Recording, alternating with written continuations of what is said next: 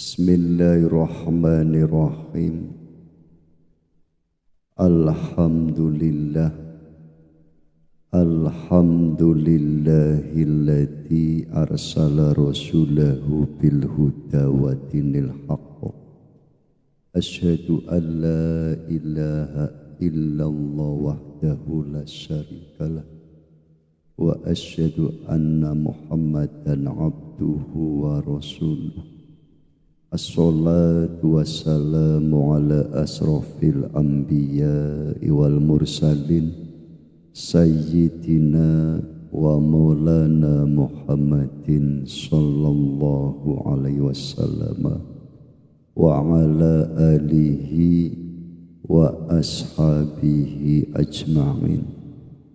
Allahumma sholli wa sallim wa barik ala Sayyidina Muhammadinil Fatih lima ukhliqa wal khatimi lima sabaqa nasiril haqqi bil haqqi wal hadi ila siratikal mustaqim sallallahu alaihi wa ala alihi wa ashabihi haqqa qadrihi wa miqdarihil azim.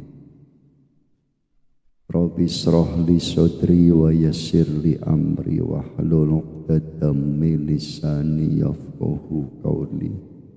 Subhanaka la ilma lana illa ma 'allamtana innaka antal alimul hakim.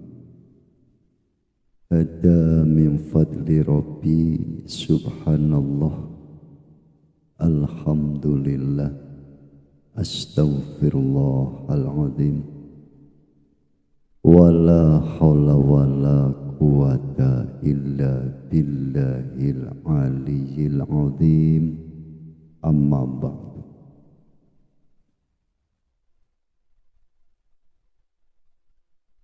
Pada kesempatan malam hari ini akan kita kaji bersama-sama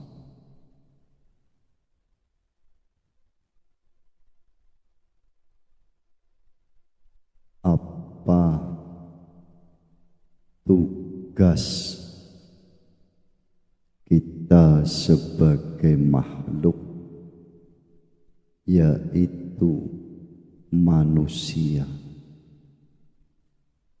diciptakan oleh Allah.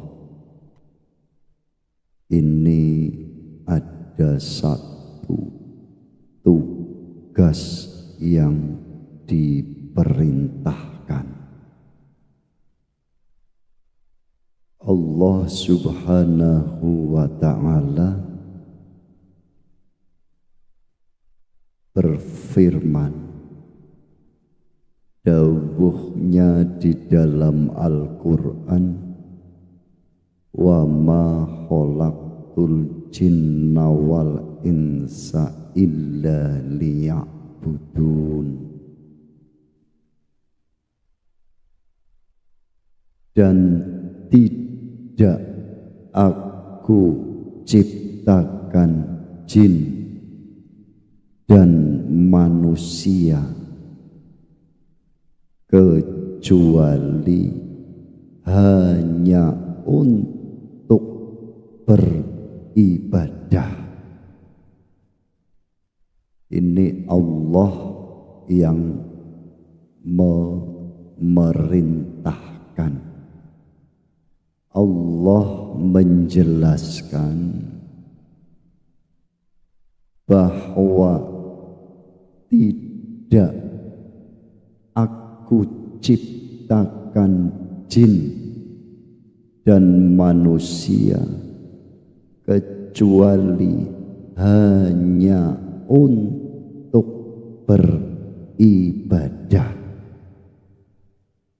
Itulah tugas kita sebagai manusia, diciptakan oleh Allah hanya untuk beribadah. iki kala-kala lali tugase iku didhawuh kon ngibadah.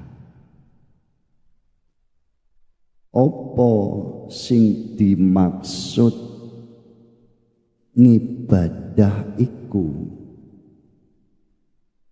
Ngibadah iku secara makna syariat adalah menyembah. Tapi dalam pandang sudut hakikat, ibadah itu adalah mengabdi, ngewulo iku maksudnya. Saya ulang, ibadah yang diperintahkan oleh Allah adalah untuk mengabdi kepada Allah, baik dalam ibadah ritual seperti sholat, puasa, berzikir, dan lain sebagainya, ataupun ibadah sosial, yaitu bekerja, bermasyarakat, berinteraksi, berhubungan dengan makhluk, itu akan disebut nilai ibadah apabila kita itu semata-mata mengabdi kepada Gusti Allah. Hubungan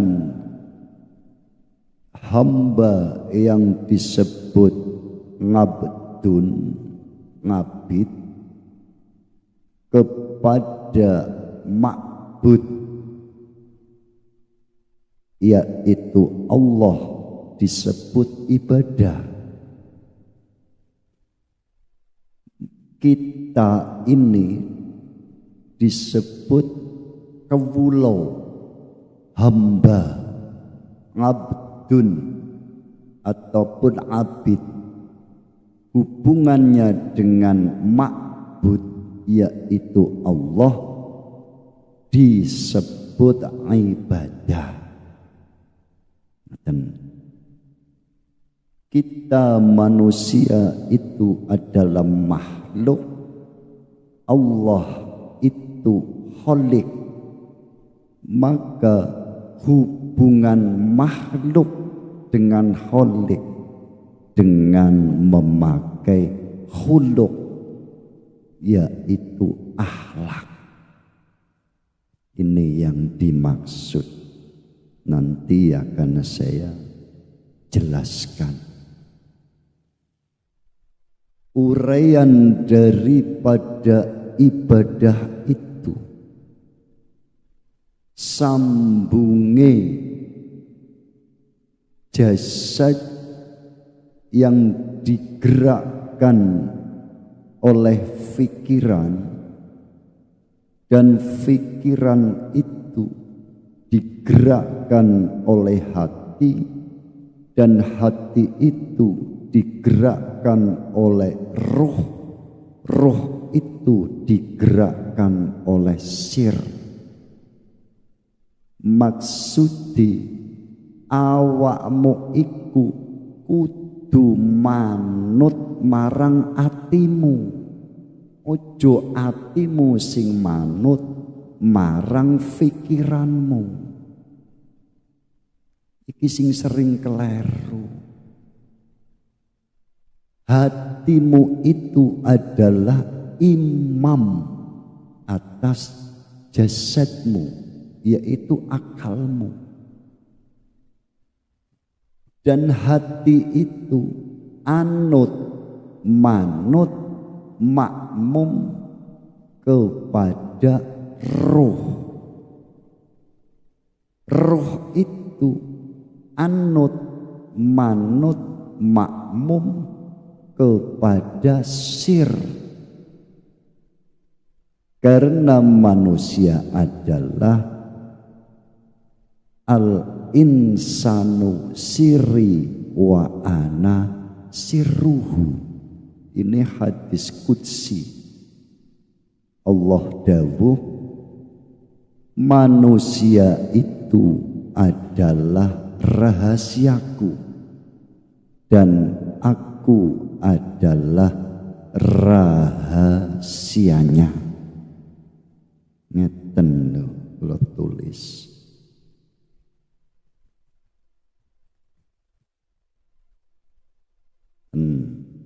Sewu niki menungso umpama nggih. Nah, niki kan duweni utek, akal. Akal iki kudu manut marang ati. Manut marang ati. Lah ati iki mriki umpama. Nah, ati iki manut marang ruh. Ruh iki manut marang sir.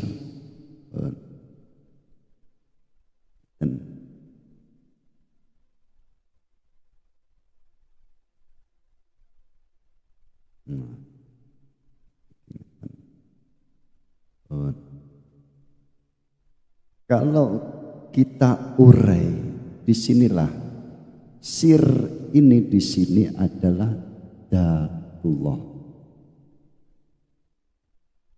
Dzatullah. Ruh ini adalah sifatullah.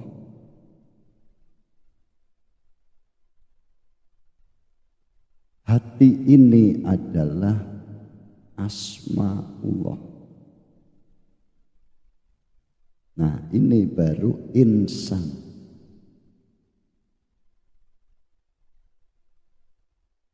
Dat, sifat, asma, afnal. Afnalnya ini di insan.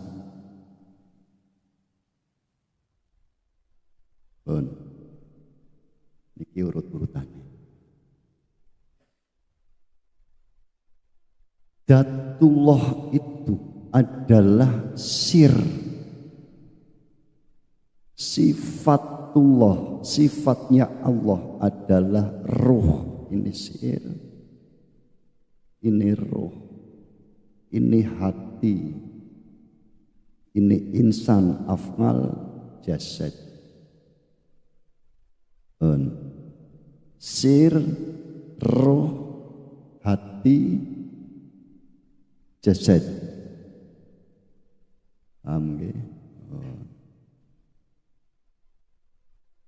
Jasad ini tidak akan bisa bergerak tanpa ada af'alullah. Awak iki gak iso obah yen ora ono af'ale Gusti Allah. Iku mang rasakno panjenengan. Kek salat sing ngedekno Allah, sing rukukno ya Allah, sing nyujudno Allah, sing lungguhno ya Allah.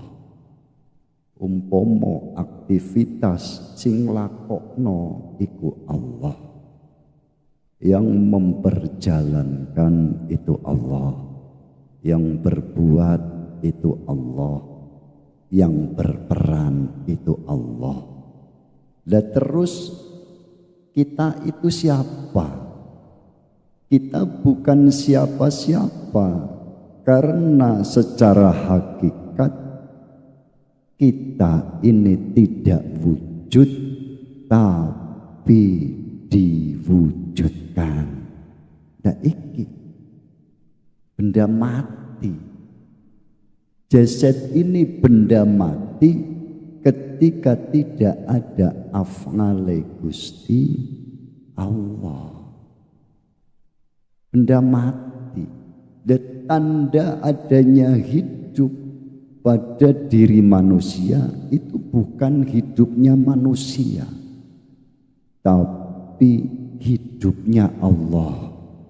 Lah manusia itu hidup yang dihidupkan, wujud yang diwujudkan, ada yang diadakan. Itu mang rasakno. Kalau sudah bisa merasa seperti itu, berarti sudah faham tentang af'alullah, yaitu perbuatan Gusti Allah. Manusia ini membawa sifatullah. Yang membawa sifatullah itu adalah ruh. Ruh kita itu. Ruh kita itu membawa sifat-sifatnya Allah. Asli. Ruh nggih. Nah, ruh ini nun sewu ketika masuk ke dalam jasad disebut jiwa, nafsun. Jiwa itu nafsun. Nah, ngeten. Jiwa itu nafsun. Maksudnya apa? Ruh yang suci ini, Ruhul Qudsi yang disebut tiflul ma'ani, itu ketika masuk ke dalam jasad dimasukkan menjadi jiwa. Kenapa jiwa itu dinamakan jiwa? Karena sudah bercampur dengan kepentingan jisim. Contoh, men paham. Ruh iku gak doyan sego. Tapi jasad ini, jisim ini membutuhkan nasi, nggih mboten. Nah, karena apa? Jasad itu pantesane berhubungan dengan materi. Wis ngene wae. Yo butuh mangan, yo butuh ngombe. Umpama yo sandang, yo pangan, yo papan. Ketambahan yo butuh transportasi, yo butuh komunikasi sak piturute. Iku urusan jisim, urusan jasad, dan sudah disediakan oleh Allah berupa nikmatul imdad. Alam semesta ini adalah fasilitas free, gratis dari Allah.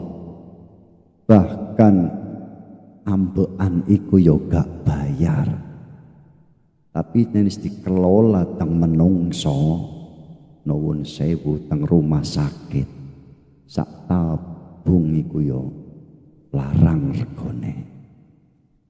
Oksigen pun, saya ulang, karena jasad itu hubungannya dengan materi. Lah, si jasad itu ada ruhnya yang disebut jiwa. Jiwa itu yang seharusnya memimpin jasad malah ikut-ikutan jatuh cinta kepada selain Gusti Allah. Iku perkorone.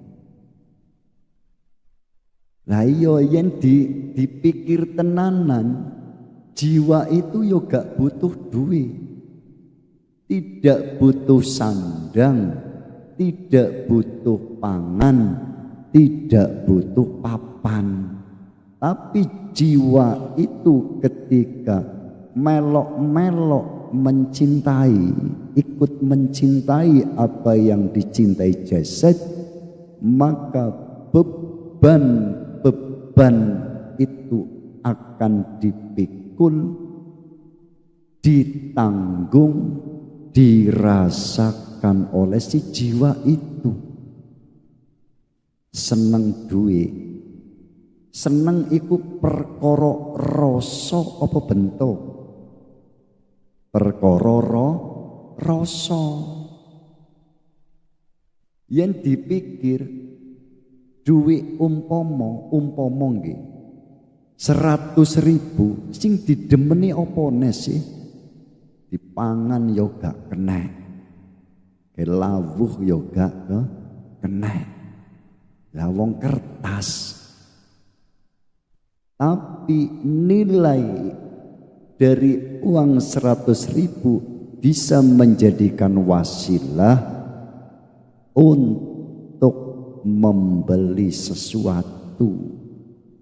Nah, karena bisa dijadikan wasilah penyambung ataupun bisa untuk membeli sesuatu, maka itulah yang dicintai itu. Bukan uangnya, tapi nilai uang itu. Yang mencintai itu siapa? Ya si jiwa itu. Padahal jiwa nggak ikut makan, nggak ikut menempati, nggak ikut memakai, tapi yang menanggung seumpama duwike ilang, iku sing soro, iku jiwane dan lain sebagainya. Ngapunten nuwun sewu, umpama kita terjebak hutang, lah sementara yang akan menanggung beban-beban rasa itu si jiwa itu yang ada dalam jasadmu itu. Maka dari itu di awal sudah dijelaskan, tidak aku ciptakan jin dan manusia kecuali hanya untuk beribadah, untuk mengabdi. Si jasad itu mengabdi kepada hati, si hati itu mengabdi kepada si jiwa, si jiwa itu mengabdi kepada roh. Ngaten. Kalau belum bisa mengabdi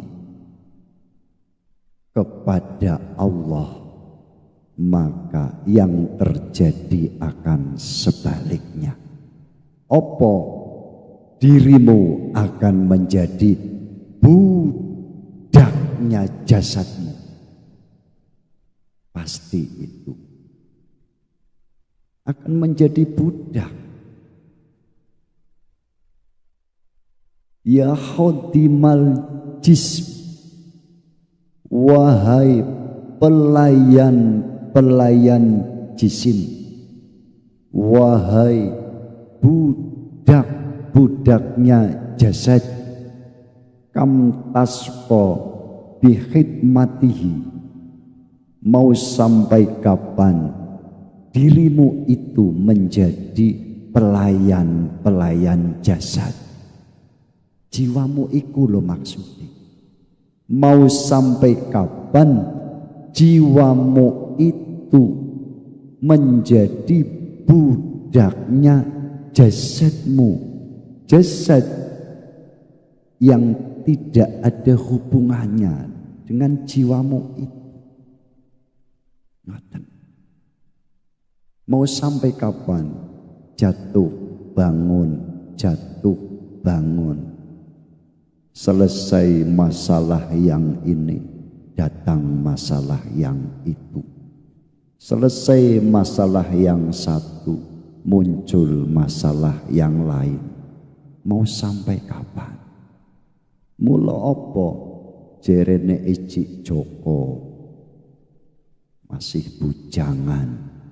Ya sesuk yen wis rabi tak ngewulo marang Gusti Allah.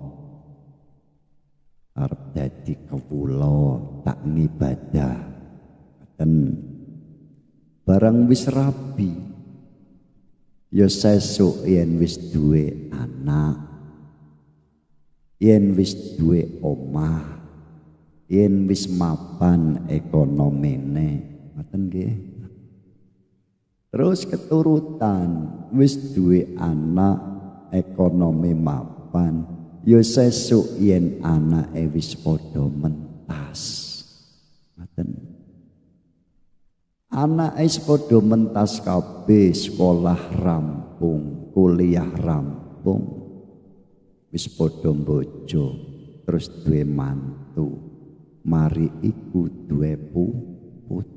Ya kari dibruki putu. Ya yen dibruki putu tok. Sak ubo rampene, sak sarate. Mula dielingake kam tasqa bi khidmatihi. Mau sampai kapan dirimu akan direpotkan oleh urusan-urusan jasad, yaitu selain Gusti Allah. Maka perintahnya, tidak aku ciptakan jin dan manusia kecuali untuk mengabdi kepadaku.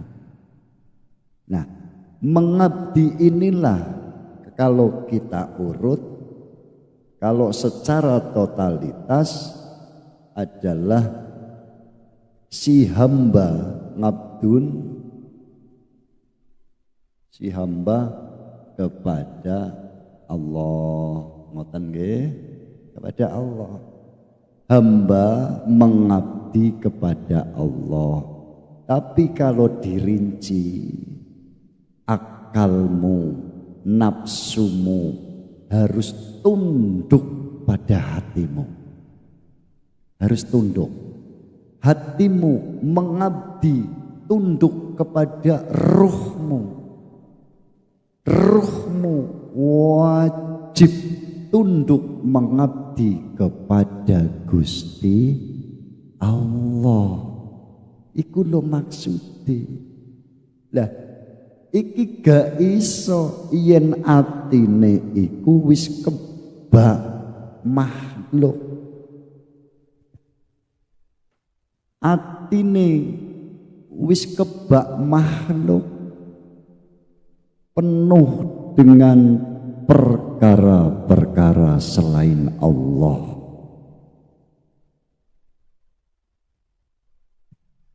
Dalam satu makalah disebutkan bagaimana hatimu itu bisa bercahaya.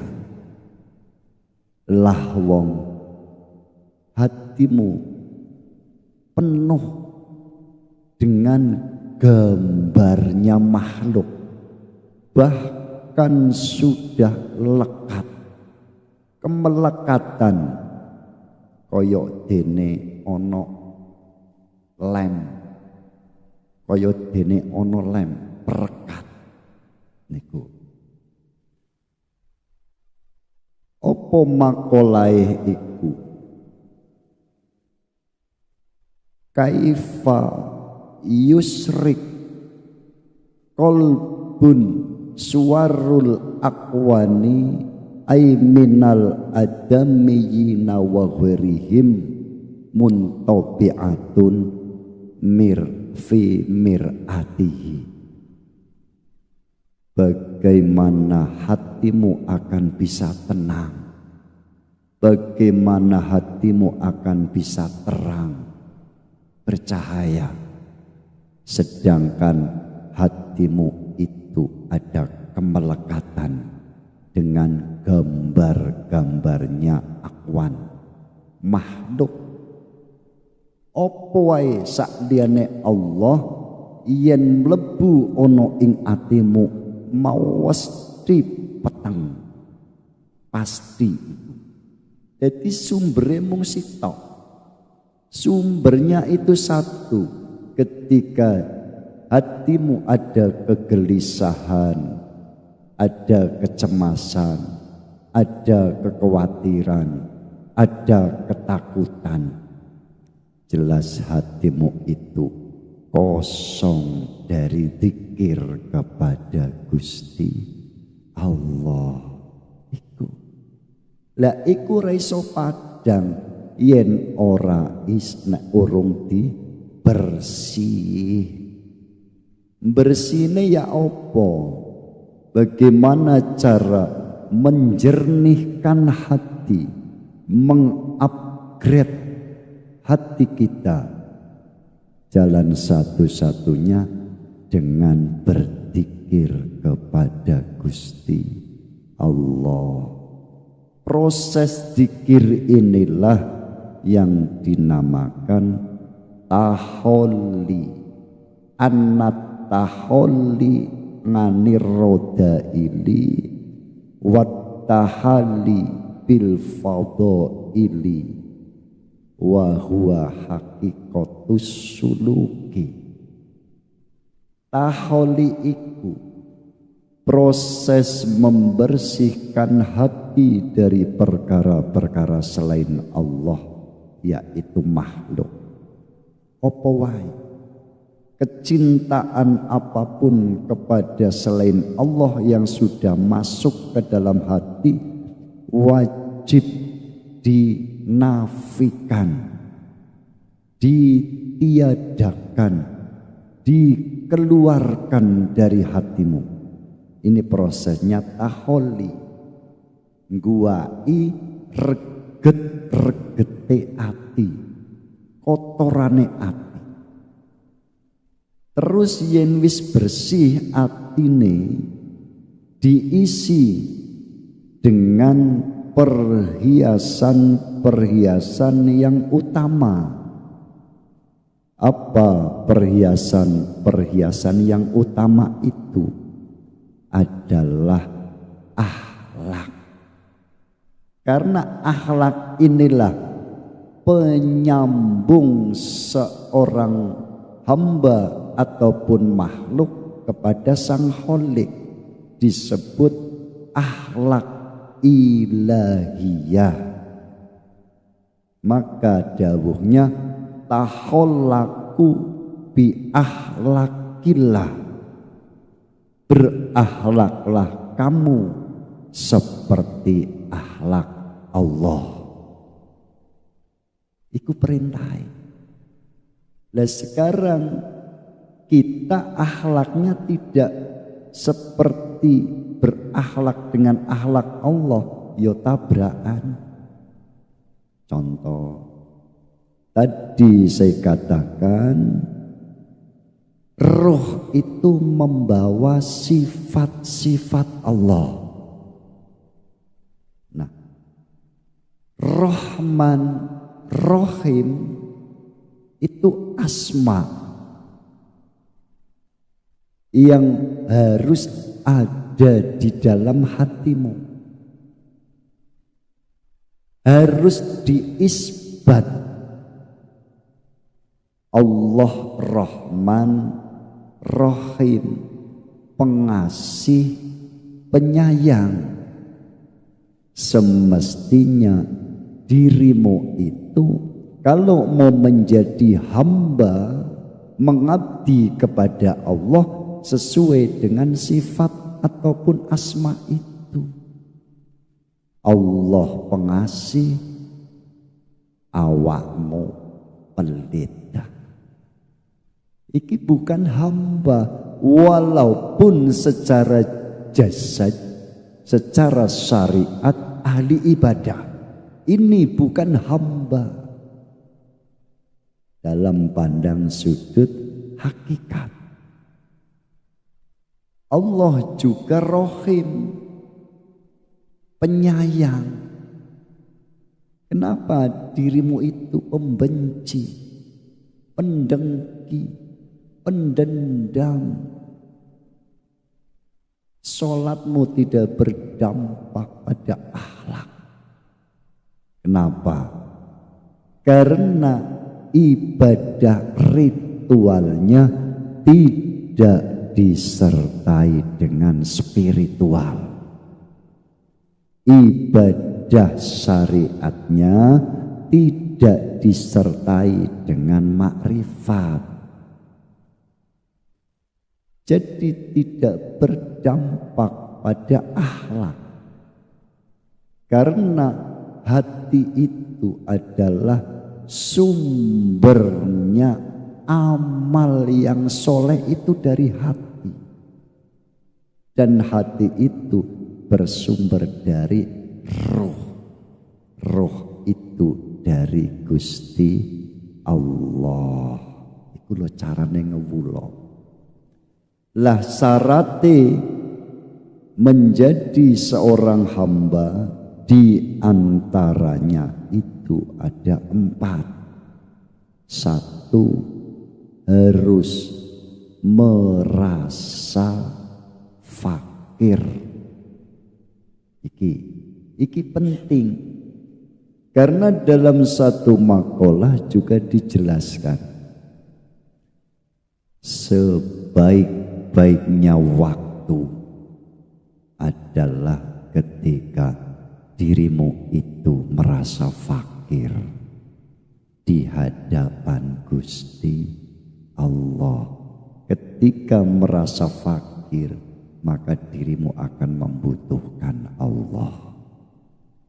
Tapi yen rumangsa sugih, mongko duwe sifat semugi, padahal sing duwe sifat sugih iku mung Gusti Allah. Ngaten niku. Nek urung duwe rasa rumangsa fakir, iki urung jangkep dadi kewula. Mula apa? Nek urung dadi kewula iku ngibadah titik, tuntutane akeh. Contoh salat duha. Salat duha niku pada umumnya kan 12 rakaat. Lagi salat 2 rakaat mawon niku golek donga dawa niku.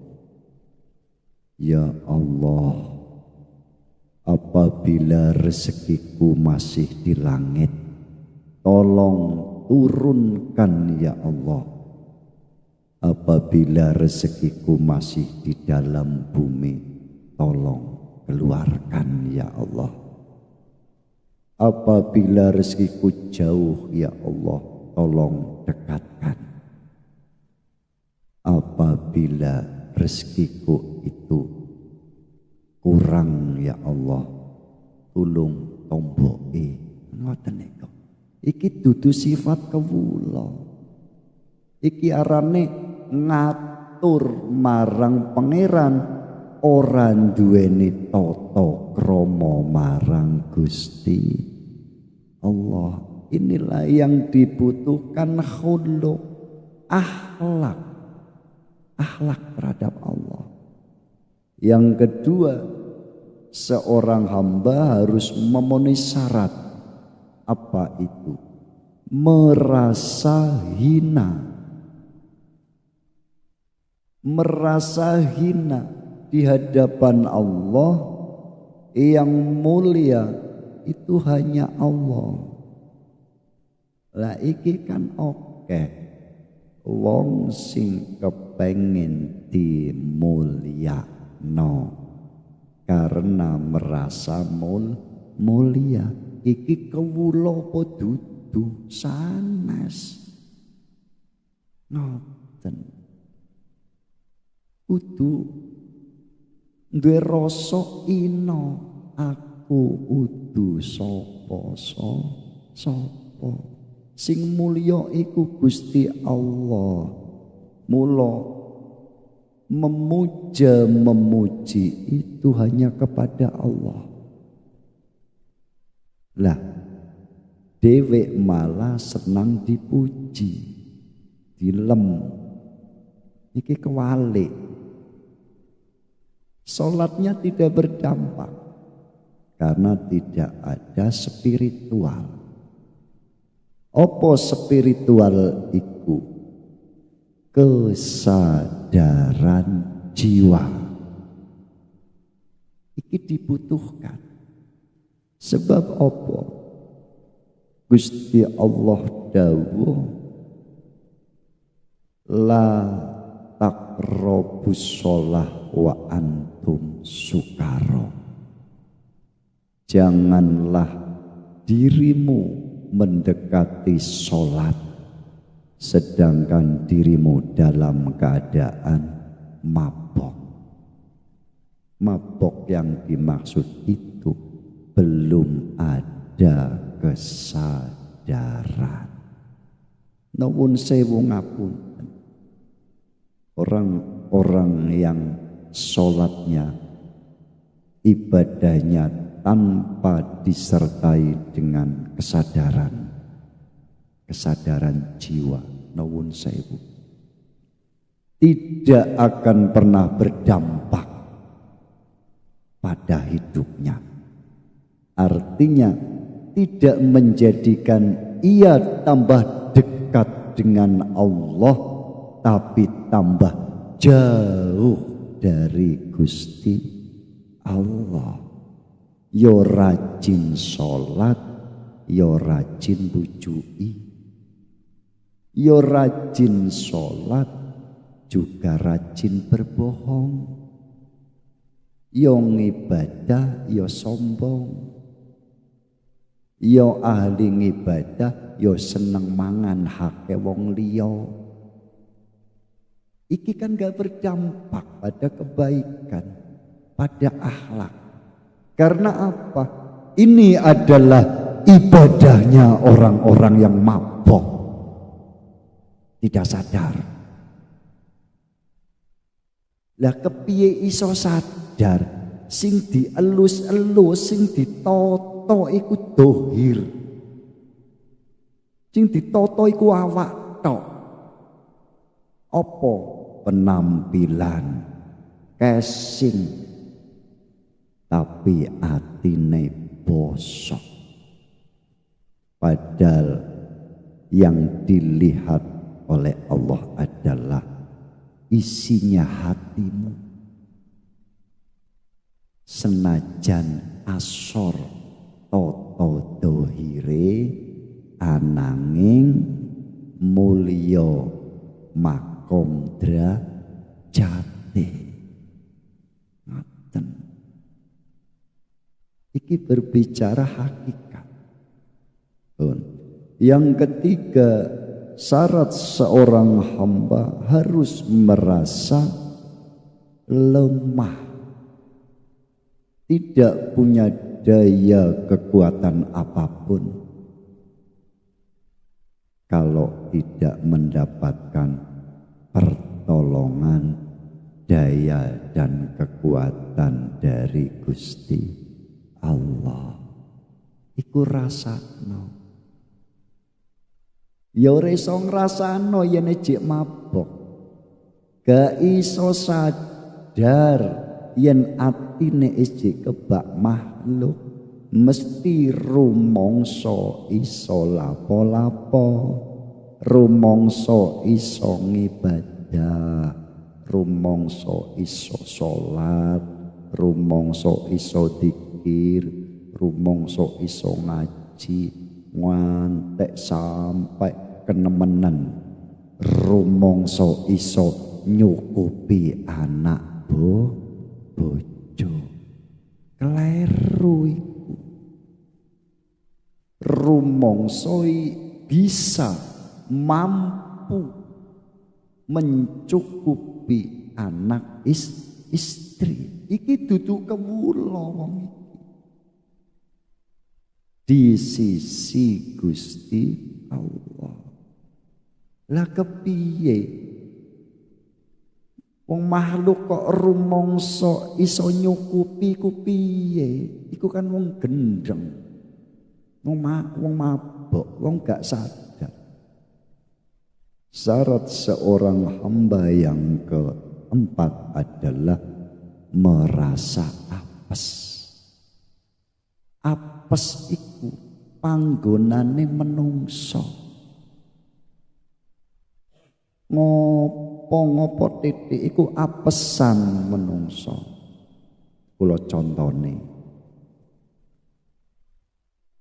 Harapan tidak sesuai dengan kenyataan.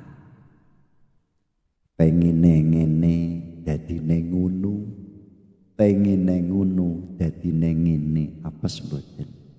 Apes.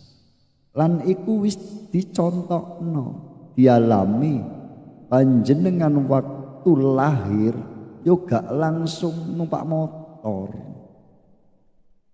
Ngomong yo gak iso, mlaku yo urung iso, mangan dhewe yo urung iso, lambenan yo gak iso, ejek ditulang, didusi, diemban, dituntun, apesan menungso. Kaya wis 70 utawa 80 utawa 90 tahun munggah balik melih dielingno meneh. Sikile nambah sito. Paham boten sikile nambah siji? Lah sikil kan loro. Berarti nambah siji dadi 3 sikile nganggo tongkat.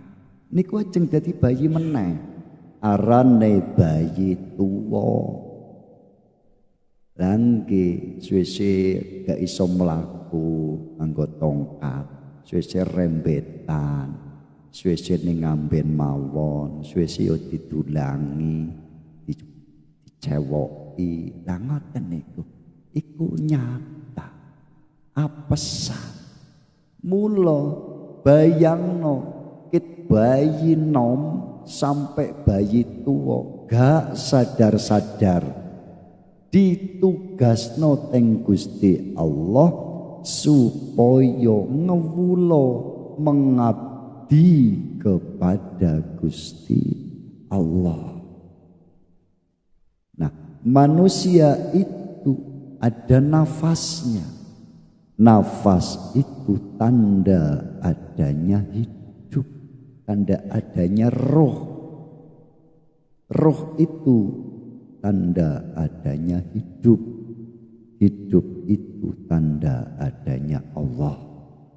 Di dalam keluar masuknya nafas itu membawa 4 ketetapan. Anna kulla nafasin marra muqaddarun alika fihi ta'atan au maksiatan au nikmatan au baliyatan. Apa? Setiap nafasmu itu membawa 4 ketetapan dari Allah. 1, taat, ketaatan. Yang kedua, maksiat. Yang ketiga, nikmat. Yang keempat, ujian ataupun musibah. Mesti wong urip iku ngalami 4. Yen gak lagi taat, ya lagi maksiat. Yen gak lagi oleh nikmat, ya lagi oleh soro, ujian. 4 iku panjenengan iku kon ngewulo ngadep nyambung rasa marang sing gawe ketetapan iku. Gak usah urusan bah taat bah maksiat, bah nikmat, bah oleh balak, gak usah urusan. Tugase kon ngewulo. Kula simpulake, panjenengan dalam taat umpama salat, panjenengan jiwane sadar rasa iki aku gek dilakokake dening Gusti Allah kanthi ibadah salat. Sae napa mboten? Sae. Saiki umpama kok kita sampai tergelincir berbuat maksiat, umpama ngapunten nuwun sewu, mohon maaf, kita berbohong satu ataupun dua kata, tapi kita itu sadar ini Allah menetapkan diriku hari ini, jam ini saya dikodok, ditetapkan jatuh tergelincir pada maksiat, yaitu kebohongan.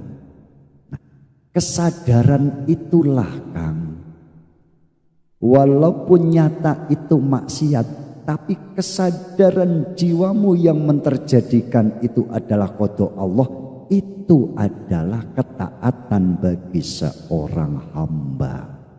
Dong boten.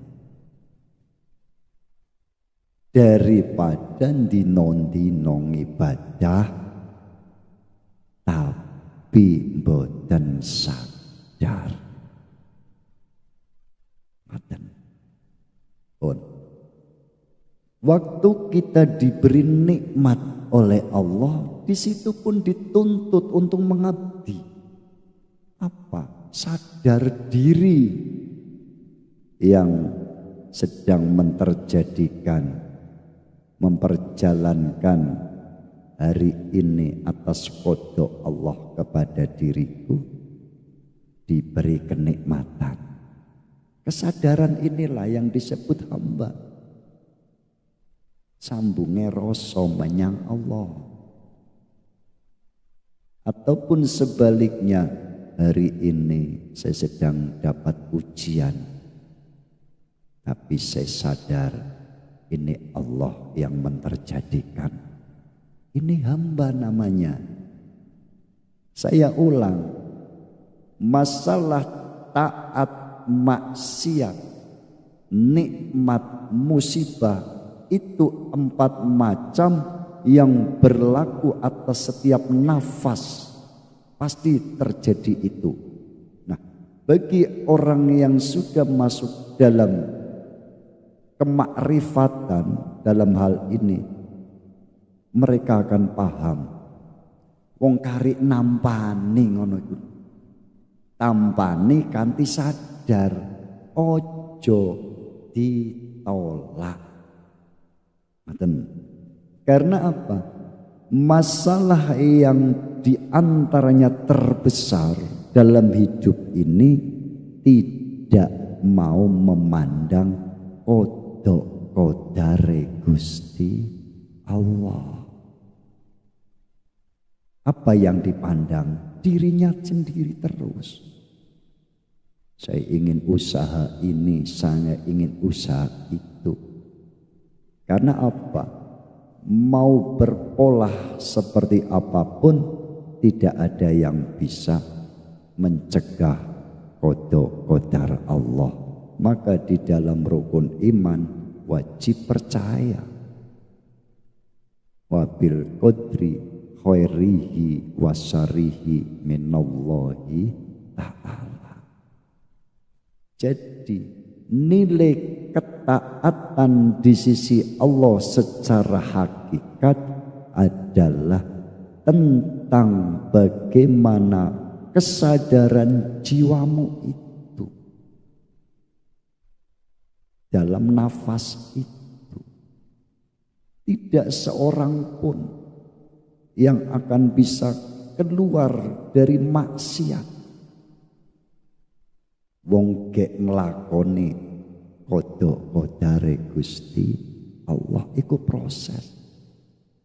Dan banyak dari kisah-kisah itu kekasih-kekasih Allah, beliau menjadi kekasih Allah justru prosesnya itu melalui tergelincir dalam kemaksiatan. Yang dibutuhkan dituntut oleh Allah ketika manusia ditakdir dalam kemaksiatan. Sadarlah, Allah sedang memperjalankan qada-qadarnya. Harus sadar.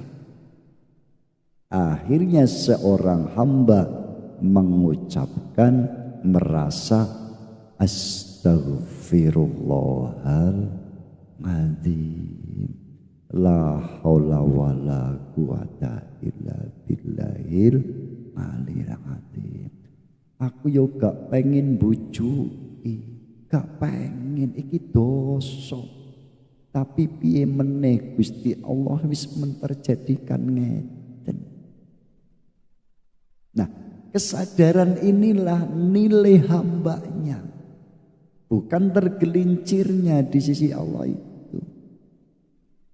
Wong dunya iku mung lara kan.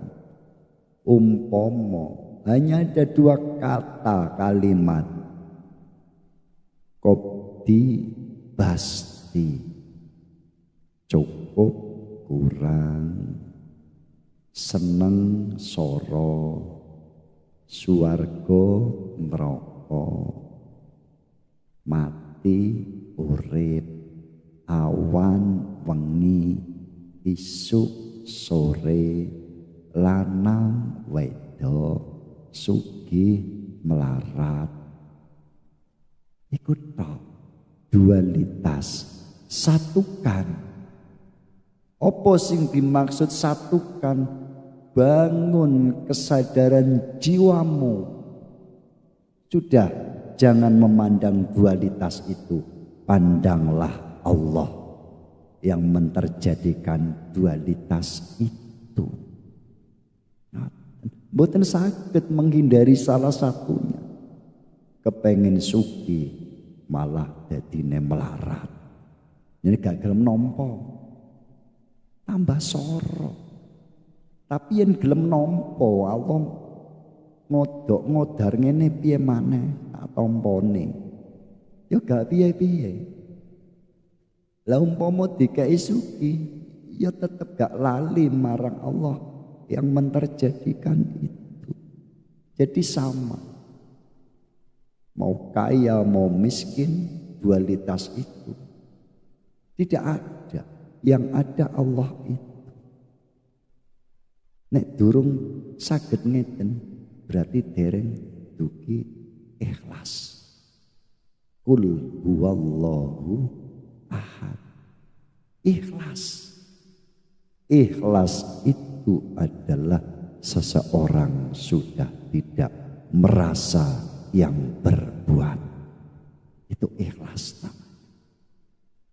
Waku sedekah nulung wong yo ikhlas. Iku dudu ngoten.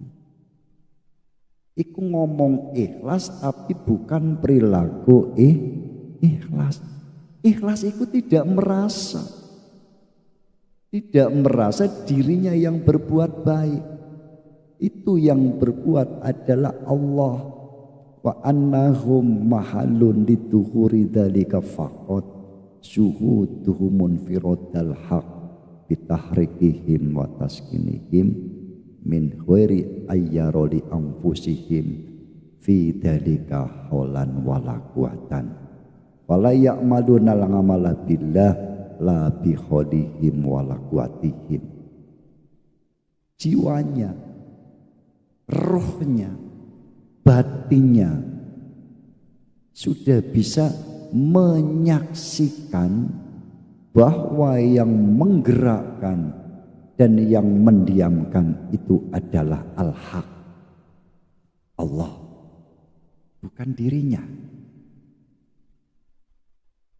Dan orang-orang yang ikhlas ini tidak pernah akan berbuat beramal kecuali ia merasa sadar bahwa dapat pertolongan dari Allah, yaitu daya dan kekuatan dari Gusti Allah.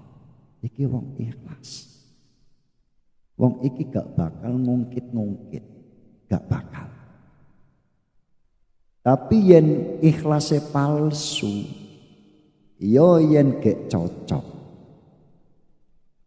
Kalau sudah tidak cocok, diungkit-ungkit, diadul-adul, yo ancene gak ikhlas. Kalau ikhlas itu tidak pernah merasa dirinya yang berbuat.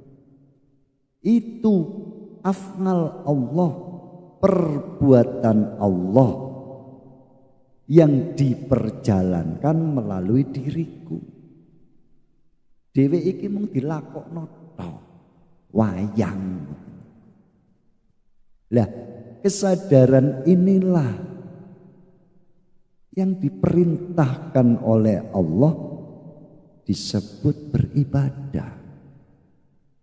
Jadi yen ngono, setiap nafas itu dituntut, diperintahkan untuk beribadah.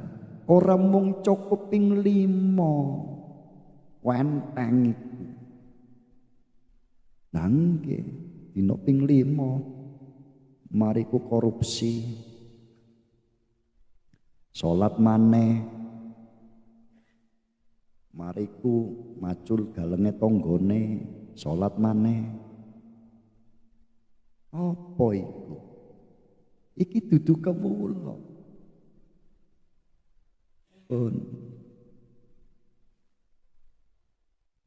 Dadi yen diurut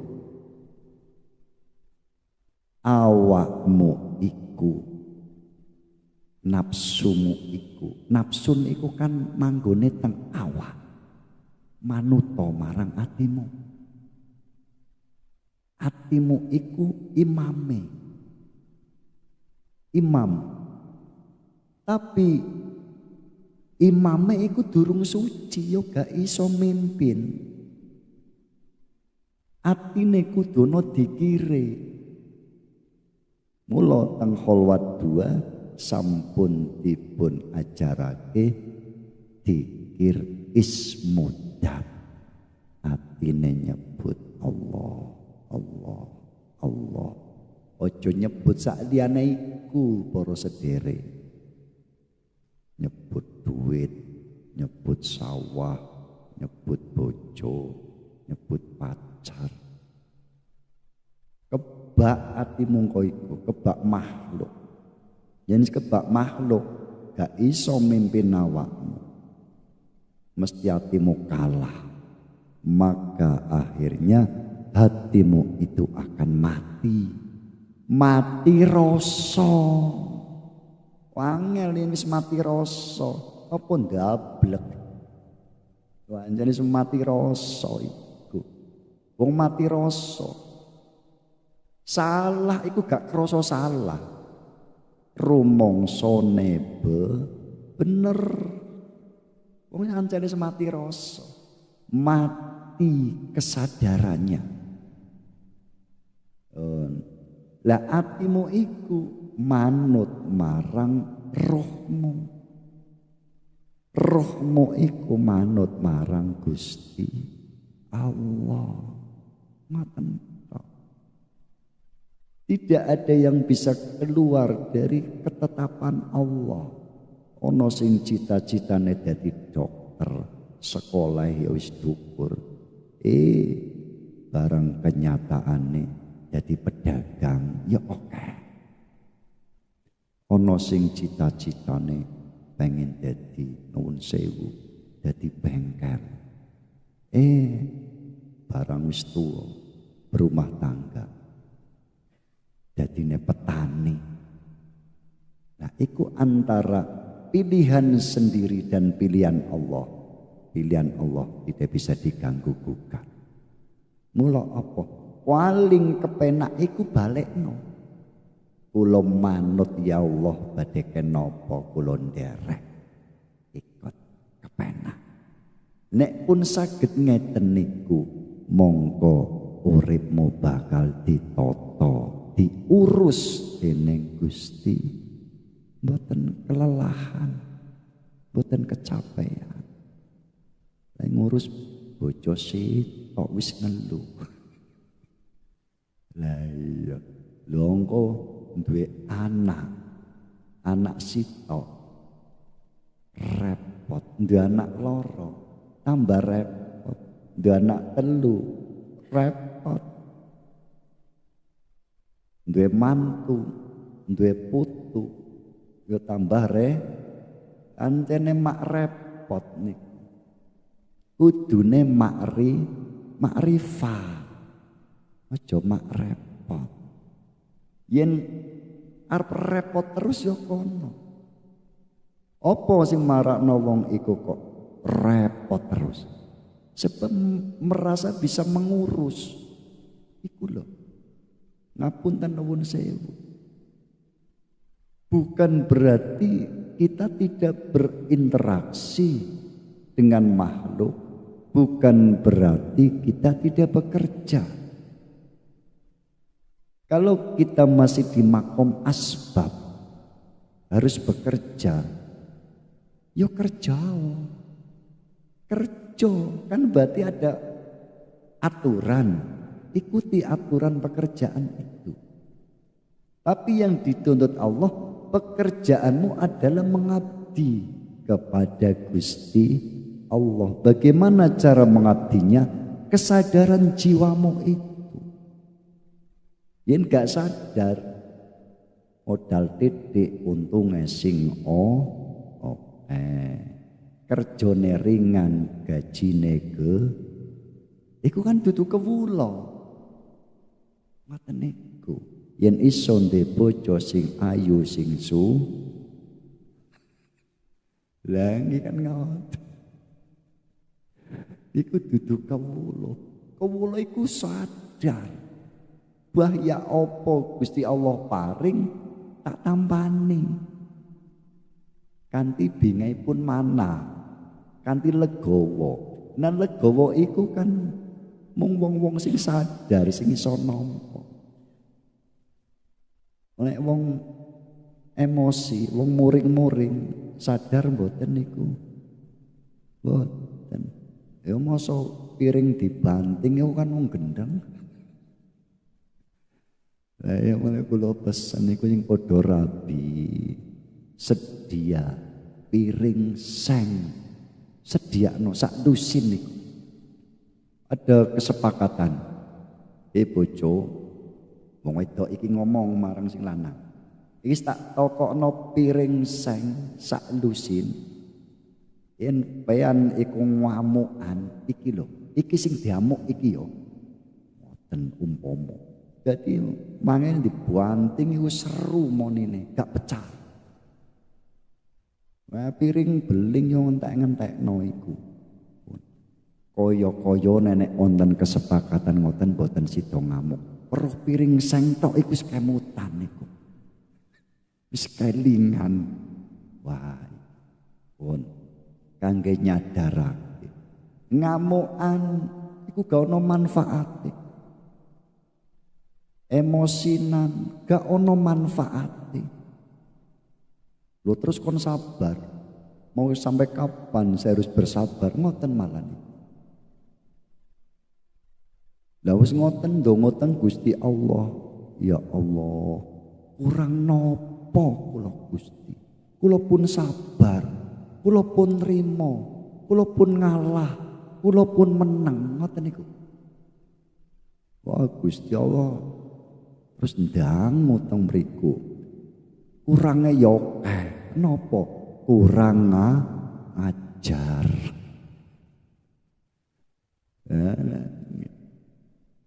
Pun Ini yang saya sampaikan untuk membangun kesadaran diri dalam bertuhan.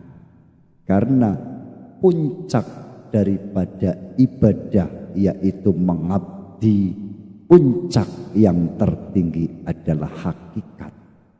Hakikat adalah puncak kepahaman, yaitu Sidratil Muntaha, puncak kesadaran. Sadar terhadap Tuhannya. Ini saja yang saya sampaikan, mudah-mudahan membawa manfaat dan barokah.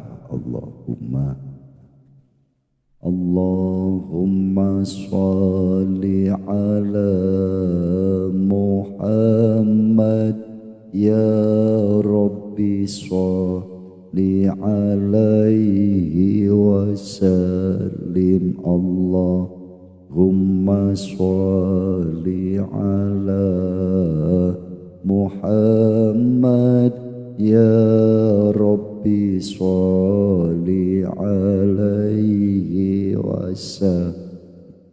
Sallallahu Rabbuna ala nuril mubin madal Mustafa sayyidil mursalin wa ala alihi wa sahbihi ajma'in. Sedaya lepat nyun pangapunten, hadanallah wa iyyakum wal ngafa minkum. Assalamualaikum warahmatullahi wabarakatuh.